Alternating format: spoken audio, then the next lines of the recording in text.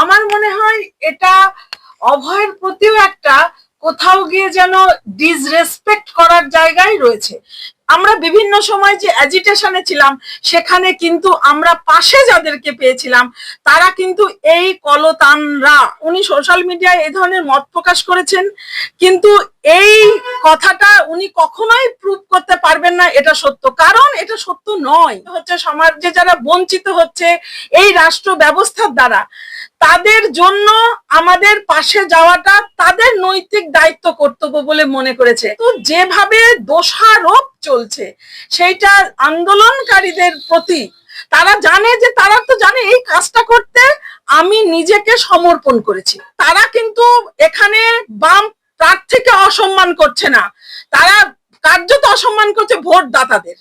মূল্যবোধ, নীতিবোধ, যুক্তিবোধ সব একদম মানে তলানিতে পুরো একদম ঘাস উপরে ফেলে দিয়েছে। সেক্ষেত্রে এই ধরনের মন্তব্য করা এক কথায় অনভিপ্রেত। নজরে বাংলায় আপনাকে স্বাগত জানাই। আমরা দেখলাম অভয়ার মা বিস্ফোরক একটা অভিযোগ এনেছেন যে অভয়াকে নিয়ে নাকি বামেরা রাজনীতি করেছে এবং ভোটে জিততে চাইছে বলেই কলতান দাশগুপ্তকে সেখানে দাঁড় করিয়েছে। প্রথমত বলবো যে অভয়া আজকে শহীদ হয়েছে, এটাকে নিয়ে যদি এই ধরনের একটা ন্যারেশন তৈরি করা হয়, সেটা সে তার পরিবারের তরফ থেকেই হোক আর আন্দোলনকারীদের তরফ থেকেই হোক, এটা যতটা যারা আন্দোলনকারী হিসাবে আমরা অংশী ছিলাম তাদের কাছে যতটা ব্যথার এবং আহত হওয়ার, আমার মনে হয় এটা অভয়ের প্রতিও একটা কোথাও গিয়ে যেন ডিসরেসপেক্ট করার জায়গায় রয়েছে। কারণ আপনি দেখুন দিদি, যখন এই ঘটনাটা ঘটে গোটা পশ্চিমবঙ্গ, ভারতবর্ষ, এমনকি ভারতবর্ষের বাইরের মানুষ এর প্রতিবাদে সোচ্চার হয়েছিল। আমরা বারবার রিপিটেড টাইম রাস্তায় এই প্রতিবাদ আন্দোলন করেছি এবং এই প্রতিবাদ আন্দোলনের কারণে অনেকের কাজ চলে গেছে, আমাদের অনেকের হুমকি এসেছে, আপনার মিথ্যে মামলা হয়েছে ইত্যাদি। কিন্তু একটা দুর্ভাগ্যের হলেও কথাটা আজকে বলতে হচ্ছে, এই যে রাজনৈতিক দলের একজন প্রার্থী হয়েছে আজকে কলতান দাশগুপ্ত বা তাদের মতন যারা, তারা কিন্তু কখনো দাবি করেননি যে তারাই একমাত্র এর অংশী। তারা বলেছেন এই যে বৃহত্তর যে আন্দোলন হয়েছে তার একটা অংশ তারা। সুতরাং এখানে যদি খুব সংকীর্ণভাবে, আমি রিপিট করছি, সংকীর্ণভাবে এটাকে দলীয় রাজনীতির ঘেরাটপে তার পরিবার থেকে দাগিয়ে দেওয়া হয়, এটা বকলমে আমাদের শহীদ অভয়ার প্রতি কোথাও গিয়ে কোড আনকোড ইনজাস্টিস হবে। আর আপনি যে কথাটা বলছেন আজকে কলতান দাশগুপ্ত বা তিনি প্রার্থী হয়েছেন, নিশ্চয়ই এইটা নন যে 2024 সালের 9ই আগস্ট তিনি এবং তার মতন যে বাম যুবরা তখন গাড়ি আটকালে তিনি একটা পদপ্রার্থী হিসাবে আজকের পানিহাটির একটা সিট পাবেন বা কন্টেস্ট করতে পারবেন। এই ধরনের ভাবনাটাও কোথাও গিয়ে কিন্তু সেই অর্থে রাজনৈতিক ভাবনা। কারণ একটু পিছিয়ে যাব, আমার বা আমরা এখানে ব্যক্তি আমি নই, যারা কিনা শিক্ষা দুর্নীতির কারণে যারা মনে করেছিলাম যে আমরা যারা ডিজার্ভিং ক্যান্ডিডেট তাদের কাজগুলো নিলামে বিক্রি হয়েছে, আমরা বিভিন্ন সময় যে অ্যাজিটেশনে ছিলাম সেখানে কিন্তু আমরা পাশে যাদেরকে পেয়েছিলাম তারা কিন্তু এই কলতানরা, আমি আবারও বলছি কলতানরা। এবার এখানে ব্যক্তিগতভাবে তারা এটাকে দেখছে এবং তারা কিন্তু পাশে থেকে কখনো এইটা কখনো তারা তাদের ভাষ্যে কোনোদিন আমরা শুনিনি যে আমরা এই আন্দোলনটা করেছি। তারা বারবার বলেছে আমরা আন্দোলনটা করেছি, এই তারা আমাদের সহমর্মিতা জানাতে এবং পুলিশ ধরে নিয়ে গেলে সেগুলো আমাদেরকে ছাড়াতে, বা এই যে দিনের পর দিন মানে বিশেষ করে প্রশাসন এবং প্রশাসনের বদান্যতায় যেসব দুষ্কৃতীরা আমাদের উপরে নানা রকম ভাবে আক্রমণ করেছে, সে সরাসরি বলুন আর বাড়িতে হুমকি দিয়েই বলুন, সেইগুলোকে কি করে পাশে থেকে আমরা সামলেছি আমরা কিন্তু এনাদেরকেই পেয়েছি। তা সেই দিন কি ওনারা কি আমাদের কারোর কি কে কি রাজনীতি দলকে সমর্থন করছি তাই ভেবে তারা আমাদের পাশে ছিল, নাকি যে তারা এই আপনার এই দলীয় রাজনীতিতে তারা ওই টিকিট নেবে বলে তারা ছিল? এই ধরনের মানসিকতাও কিন্তু সংকীর্ণতারই পরিচয় বহন করে। এবং আজকের দিনে দাঁড়িয়ে এটা হতাশার এই জায়গা থেকে বলবো, যেটা ঠিক আছে, খুবই ভালো কথা, মানুষের সংসদীয় গণতন্ত্রে যে কোনো মানুষ যে কোনো জায়গায় সে পদপ্রার্থী হতে পারে, সমর্থন করতে পারে, একদম তার নিজস্ব জায়গা। কিন্তু কাউকে যদি আমি টার্গেট করি যে দোষী হিসাবে, কোড আনকোড, যে তো এই জন্য বোধহয় রেসপন্সিবল, এইটা কিন্তু কোথাও গিয়ে সেই রাজনৈতিক ভাষ্যকেই তৈরি করে, যেটা আমরা দেখছি। কারণ কলতানেরা, এক কথায় আমি বলবো, মানে এই এনারা এনারা কিন্তু সেই অর্থে ভোট কি করে আমার পকেটে আসবে, এক কথায় সেই ইন্টেন্ট নিয়ে কিন্তু আগেও আমাদের পাশে ছিল না। তিনি সেই দিন তারা গাড়ি আটকে ছিল সেই ইন্টেন্ট নিয়ে নয়, এবং আমাদের বিশ্বাস আছে সাধারণ মানুষের যে তারা সেই ইন্টেন্ট নিয়ে যাবে না। বাকিটা কিন্তু সময় বলবে যে প্রকৃত সত্য কি। ফান্ডের ব্যাপারে অভয়ার মা যেটা বললেন যে ফান্ড তুলেছে অভয়া মঞ্চের নাম করে, সেটা নিয়ে কি বলবেন? এখানেও দেখুন, ব্যক্তি হিসাবে উনি কি বলছেন, আমি বললাম তো ওনার ভাষ্যের মধ্যে কতটা ওনার অন্তরের কথা, আর কত এখন যেহেতু উনি একটি নির্দিষ্ট রাজনৈতিক দলের পক্ষ নিয়েছেন, তাদের ভাষ্য, এটা তো আমাদের সাধারণ মানুষের কথা জানা নয়। অভয় মঞ্চ অনেক পরে তৈরি হয়েছে, সেখানে উনি সোশ্যাল মিডিয়ায় এই ধরনের মত প্রকাশ করেছেন, কিন্তু এই কথাটা উনি কখনোই প্রুভ করতে পারবেন না এটা সত্য, কারণ এটা সত্য নয়। অভয়া মঞ্চে যারা আমরা এই বিষয়, এই অ্যাজিটেশনের জন্য এখনো রয়েছি, তারা অভয়াদের জন্য লড়ছি, অর্থাৎ তার মধ্যে আমি নিজেও, আমার নিজের সিকিউরিটির জন্য, আমার নিজের অধিকারের জন্য। আপনি এই যে আজকে যে ঘটনা ঘটেছে আরজি করে, সেই দিন যে প্রত্যেকে নেমেছিলেন বা আমরা নেমেছি, আপনি নিজেও একজন মহিলা, আপনি বলুন তো, একটা কর্মরত অবস্থায় একজন সরকারি এরকম হাসপাতালে, মেডিকেল হাসপাতালে যদি একজন ডাক্তার খুন হয়, ধর্ষিতা হয়, আমি আপনি কোন ছাড়? তখন আমরা কি ভেবেছি যে কি রাজনৈতিক দল ওসব নিয়ে আমাদের সেদিনও ব্যথা ছিল না, আজও নেই। আমরা ভেবেছি যে আমাদের নিজেদের নিরাপত্তার জন্য এবং আমরা যাতে অভয়া না হয়ে যায়, সেই জন্য এর বিরুদ্ধে আমাদের প্রত্যেককে সরব হতে হবে। এবং তার অংশী কিন্তু কলতানরা।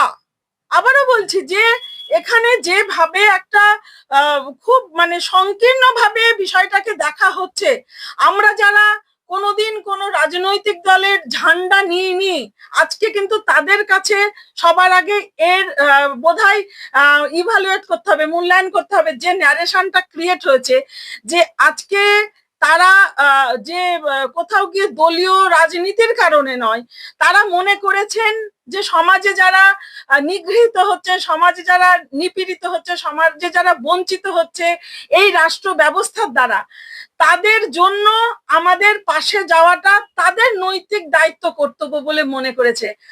আমরা কাদের কাছে বেশি নিরাপদ হব? তাদের কাছে, নাকি যারা একাধারে খুন ধর্ষণ করছে তাদেরকে প্রচ্ছন্নে সহায়তা করছে তথ্য লোপাট করে?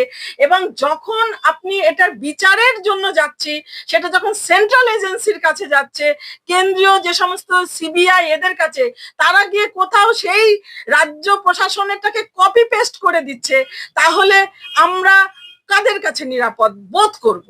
এটা আত্ম জিজ্ঞাসা করলেই তো সঠিক উত্তর আসবে।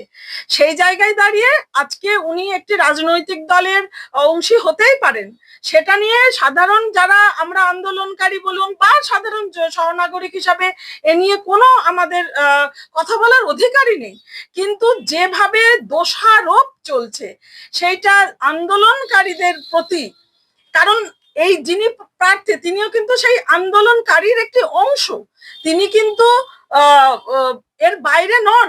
তিনি কিন্তু তার রাজনৈতিক দল যে যে কারণে তিনি টিকিট পেয়েছেন সেই লোভে কিন্তু সেদিন রাত্রেবেলায় আসেননি। এটা 2024 সালের ঘটনা, এবং আমি ওই জন্য আরো একটু পিছিয়ে বললাম, যখন আমরা দেখেছি তারা কিভাবে, আপনি দেখুন কলতান এবং তার মতন অনেকের ওই শিক্ষা দুর্নীতি নিয়ে আন্দোলন করে, টেট এজিটেশন নিয়ে আন্দোলন করে তাদের বিরুদ্ধে মামলা আছে এবং তারা ঠিক এরকমই জেল খেটেছে।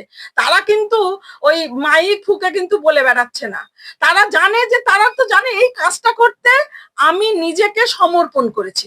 এবার সেটাকে যে যেভাবে নারেট করছে, কিন্তু বাস্তব সত্যতে দুটো গালিগালাজ করে দিদি মনের আরাম মিটবে, মনের জ্বালা মিটতে পারে, পেটের জ্বালা মিটবে না, সত্যটা।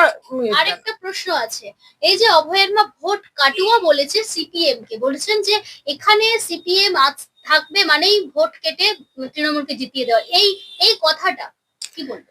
এই কথাটা আমি এইটা যে উনি বলেছেন শুধু ওইভাবে এক ব্যক্তি হিসাবে আমি বলতে চাইছি না, এটা একটা অনেকের মধ্যে এই কথাটা কিন্তু প্রচলিত রয়েছে। আচ্ছা দিদি, আপনি বলুন তো, যারা সরাসরি দলীয় রাজনীতির সাথে যুক্ত না, শুধুমাত্র ভোট দিই, এই কথাটা কিন্তু তাদেরকে সবার আগে অসম্মান করা, অপমান করা। একজন ব্যক্তি যদি সে মনে করে নোটা, যারা ভোটে দাঁড়িয়েছে, সে মনে করছে আমার কারোকেই আমার পছন্দ হচ্ছে না, সেটা তার রাইট আছে, আপনি তাদেরকে এই কথা বলার আপনার কোনো রাইট নেই। সেকেন্ডলি, যারা বলছেন এই ধরনের শব্দ প্রয়োগ করছেন, তারা কি একদম মানে তাদের কাছে কি যারা এই দুই পক্ষের কাউকে ভোট দেবে না, তারা কি তাদের কাছে কি এরকম লিখিত পরিত দিয়ে এসেছে যে যদি এই বামেদের কোনো প্রার্থী না থাকে তাহলে এই ভোট আমরা এই এ অথবা বি, অর্থাৎ তৃণমূল কংগ্রেস অথবা বিজেপিকেই দেব? এ কথা তারা বলুক।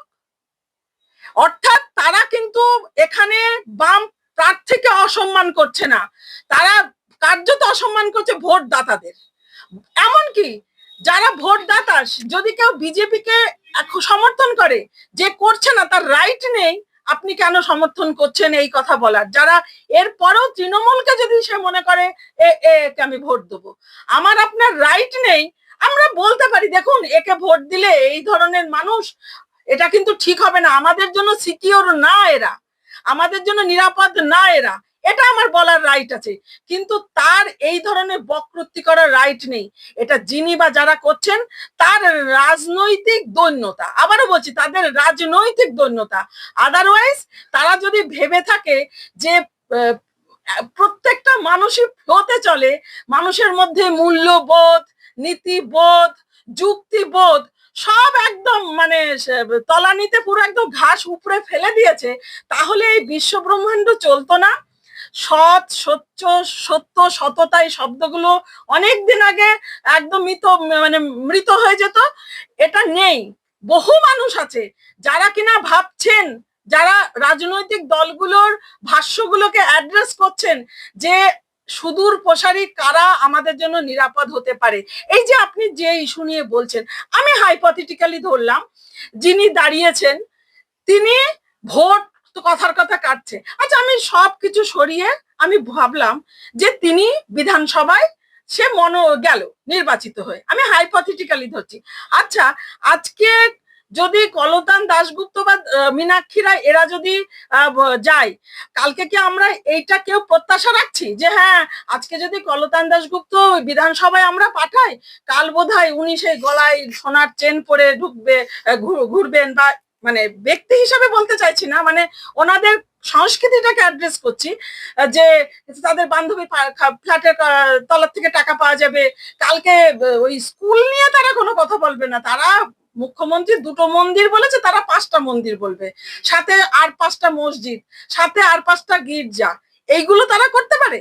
এই প্রশ্নটা কিন্তু আমার কোনো দলীয় রাজনীতির কাছে না, এই প্রশ্নটা যারা শুধুমাত্র বোতাম টিপি মানে ভোটটা দিই, আমরা কিন্তু ডিসিশন নিতে হবে আমাদেরকেই, যে আমরা কিন্তু জানি, কিন্তু তা সত্ত্বেও কোথাও গিয়ে যখন যুক্তিবোধ, নীতিবোধ, মূল্যবোধের সংকট দেখা যায়, তখন আমরা যা পারসেপশন তৈরি করে দিচ্ছে সেইটাতে কিন্তু আমরা মগ্ন হই। কিন্তু আমরা যদি মনে করি যে না, এই যারা এইভাবে তাদের রাজনৈতিক কাজগুলোকে মানে প্রমাণ করছে যে কোথাও গিয়ে তাদের রাজনীতির ভাষ্যে মানুষের যে বেসিক নিডস গুলো আসছে, অর্থাৎ যদি কর্মসংস্থান হয় সব রাজনৈতিক দলের মানুষই কাজ পাবে, যদি শিক্ষা স্কুল বাঁচে, সবাই আমরা পড়তে পারবো। যদি স্বচ্ছতার ভিত্তিতে নিয়োগ হয়, সব রাজনৈতিক দল পাবে। যদি স্বাস্থ্য ব্যবস্থা ভালো হয়, প্রত্যেকে ভালো পরিষেবা পাবে। এইটা নিয়ে তো কারোর দ্বিমত নেই। তাহলে যারা এই ধরনের ন্যারেশন ক্রিয়েট করছে যে ভোট কেটে কোথাও গিয়ে শাসক দলকে বেনিফিশিয়ারি করে দেওয়া, এটা আবারও বলছি তাদের রাজনৈতিক দৈন্যতার পরিচয়। কিন্তু তারা প্রত্যেকে যারা ভোট বোতাম টিপে দেবেন, তারা যদি স্থিতধী মনে ভাবেন যে ABCD এরকম ভাবে যদি থাকে, কোনটা বেশি ওয়াইজ হবে আমার আপনার জন্য, নাগরিক জীবনের জন্য, তাহলে তারা সেটা দেবে। সেক্ষেত্রে এই ধরনের মন্তব্য করা এক কথায় অনভিপ্রেত। অনেক ধন্যবাদ দিদি আমাদেরকে সময় দেওয়ার জন্য।